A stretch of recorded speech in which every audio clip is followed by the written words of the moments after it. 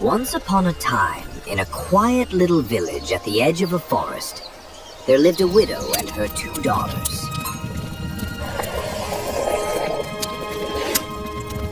The elder, Clarice, was the very image of her mother, sharp-tongued, proud, and vain. The younger, Marianne, was gentle, patient, and kind-hearted, just like her late father. Their cottage was humble, with ivy creeping up the stone walls and a small garden of herbs and wildflowers that Marianne tended daily. Though poor in possessions, it was often rich in the scent of rosemary and thyme. And when the sun set over the hills, the whole place glowed gold. But despite the simple beauty of their life, the house was full of discord. The widow loved her elder daughter dearly, too dearly, and could see no fault in her. Clarice was indulged in every way, praised for every word, excused for every cruelty. She dressed in ribbons and lace, even when there was barely enough bread on the table. Marianne, by contrast, wore plain dresses, mended at the hem and sleeves. She did all the work, fetching water from the distant well, washing clothes, cooking, cleaning, and tending the fire in winter. Her mother's voice was sharp whenever she spoke to her. Stop daydreaming, Marianne. You will never be anything but a servant if you keep your head in the clouds. But Marianne did not answer back. She had learned long ago that kindness was the only armor she could afford.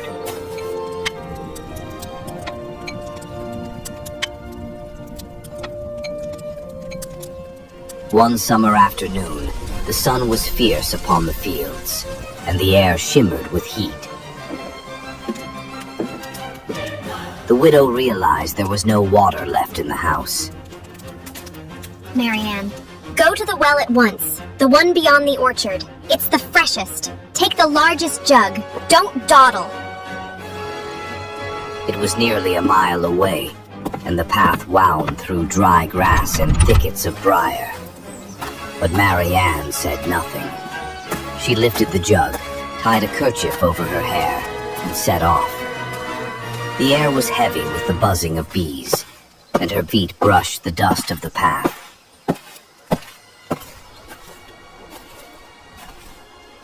By the time she reached the old stone well, her arms were trembling with fatigue.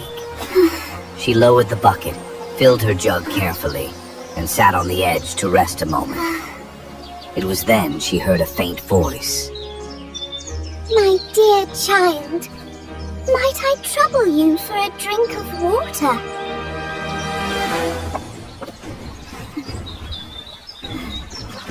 Of course, ma'am.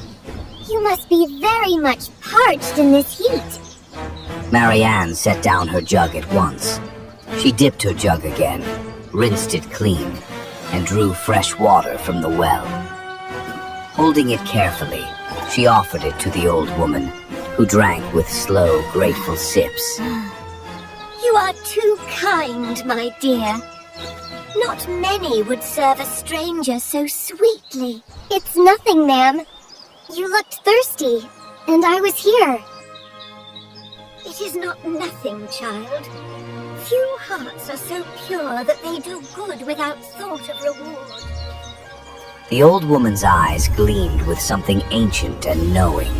She straightened slowly, and in an instant, her form shimmered and changed.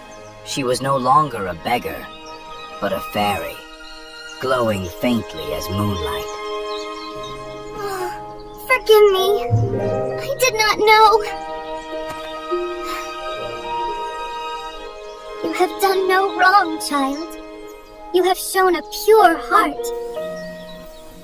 From this day forth, every word you speak shall be a gift to the world. Flowers and jewels shall fall from your lips, the mirror of your kindness. A gift from my heart?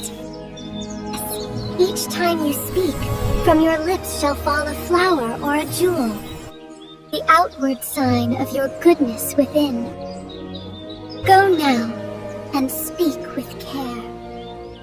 Before Marianne could find words to thank her, the fairy had vanished like mist in sunlight.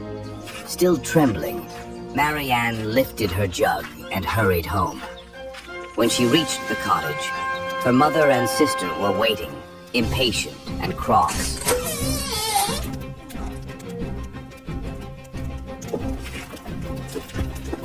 At last! Did you fall asleep at the well? Give me that water! Oh, sorry, Mother.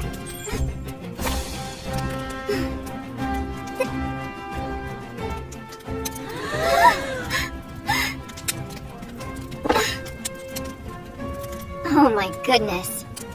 Diamonds. Roses. Tell me, child, where did you get them? Marianne stammered, and as she spoke, more jewels, pearls, sapphires, and delicate blooms fell from her lips. The floor sparkled with them. Clarice gasped. Mother! She's bewitched! Bewitched? Nonsense! This is fortune smiling upon us! Marianne told the story as best she could, and with every gentle word, more gems tumbled down.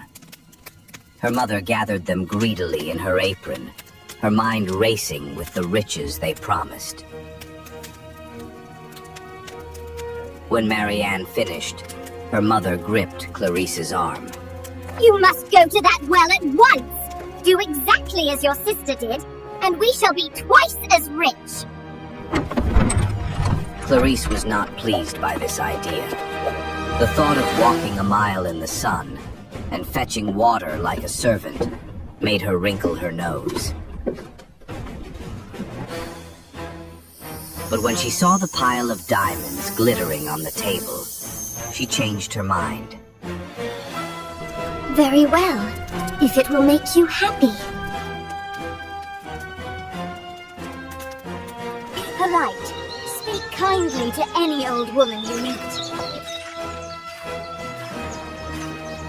Clarice muttered to herself the whole way.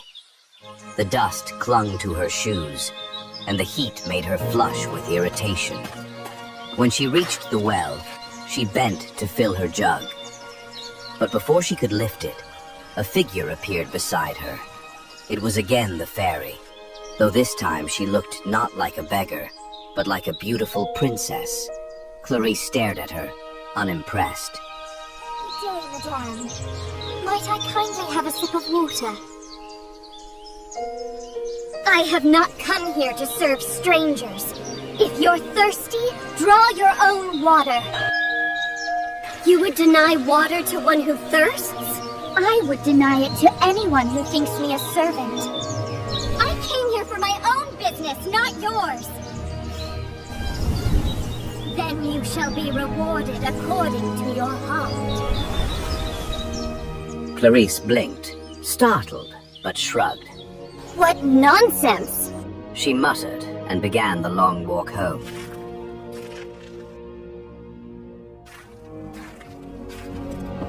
Please, let her have met the lady. Please let her be blessed. Well, my darling, did you meet her? What did she say? Some old fool asked me for water, but I sent her away. Before she could finish, a toad leapt from her mouth and landed on the floor. Then another, and another.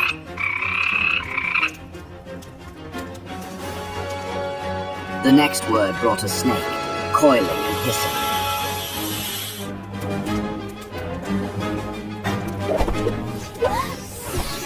What is this? Stop it!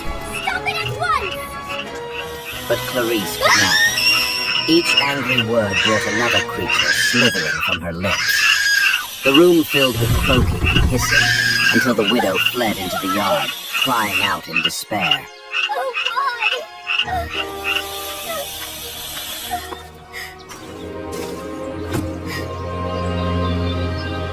This is your doing! You've cursed your sister! No, Mother, Get out! You have brought ruin on your sister and on me! Get out! Get out now! The sun had just begun to set when Marianne left the house. She walked toward the forest, her eyes wet with tears.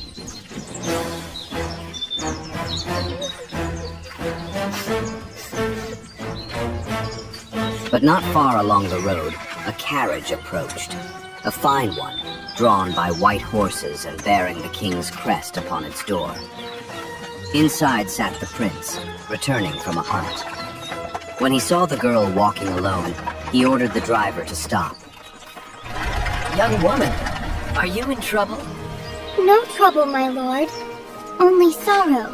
And as she spoke, pearls and lilies fell from her mouth. What miracle is this? He stepped down from the carriage and spoke with her. Her voice was soft as birdsong, and with every word she uttered, beauty itself seemed to take form around her. Petals on the breeze, jewels glinting in the light. The prince was utterly enchanted. Come with me. My father must meet the maiden whose words are jewels. Marianne hesitated, but something in his eyes, honest and gentle, made her trust him. She climbed into the carriage, and they rode to the royal palace.